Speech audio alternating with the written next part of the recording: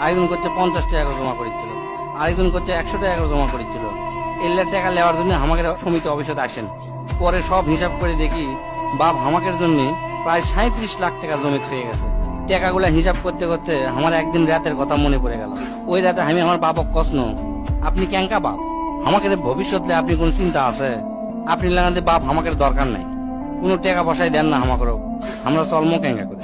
বাপ তখন মুস্কি হাসে কষলো, আমি আমার সাধ্য মতোই চেষ্টা করেছি, সময় হলে সব বুঝবার পারবো। সেই দিন ওই বাপের মুস্কি হাসে আমি বুঝবার পারিনি। সেই দিন রাত ঠিকই আছে, কিন্তু বাপটা আমার নাই।